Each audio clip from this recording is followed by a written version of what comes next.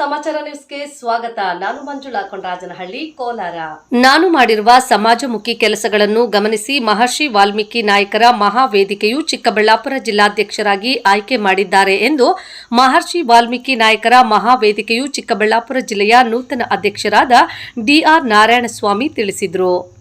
ಶಿಡ್ಲಘಟ್ಟ ತಾಲೂಕಿನ ಮಳಮಾಚನಹಳ್ಳಿ ಗ್ರಾಮದ ಡಿಆರ್ ನಾರಾಯಣಸ್ವಾಮಿರವರು ಕೊರೋನಾದಂತಹ ಸಂಕಷ್ಟ ಕಾಲದಲ್ಲಿ ನಿರ್ಗತಿಕರಿಗೆ ಊಟದ ವ್ಯವಸ್ಥೆ, ಶಾಲಾ ಮಕ್ಕಳಿಗೆ ನೋಟ್ಬುಕ್, ಪರೀಕ್ಷಾ ಪ್ಯಾಡ್, ಜಾಮಿಟ್ರಿ ಬಾಕ್ಸ್ ವಿತರಣೆ, ಸ್ವಗ್ರಾಮದ ಪ್ರೌಢಶಾಲೆಯ ಆಡಳಿತ ಕಚೇರಿಗೆ ಸೇಫ್ಟಿ ಡೋರ್ ನಿರ್ಮಿಸಿಕೊಟ್ಟಿರುವುದು ಇನ್ನಿತರೆ ಸಮಾಜಮುಖಿ ಕೆಲಸಗಳನ್ನು ಗುರುತಿಸಿ ಮಹರ್ಷಿ ವಾಲ್ಮೀಕಿ ನಾಯಕರ ಮಹಾವೇದಿಕೆಯು ಡಿಆರ್ ನಾರಾಯಣಸ್ವಾಮಿರವರಿಗೆ ಚಿಕ್ಕಬಳ್ಳಾಪುರ ಜಿಲ್ಲೆಯ ನೂತನ ಜಿಲ್ಲಾಧ್ಯಕ್ಷರಾಗಿ ಆಯ್ಕೆ ಮಾಡಿ ನೇಮಕಾತಿ ಪತ್ರವನ್ನು ನೀಡಿದೆ.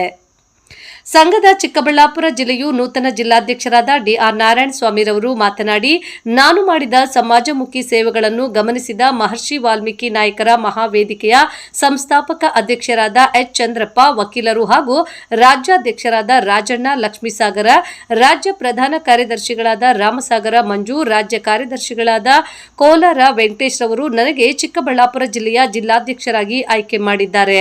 ಅವರಿಗೆ ಹೃದಯಪೂರ್ವಕ ವಂದನೆಗಳು.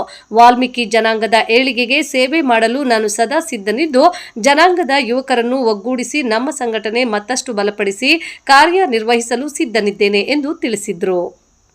ವರದಿ ಮಳಮಾಚನಹಳ್ಳಿ, ಗೋವರ್ಧನ್.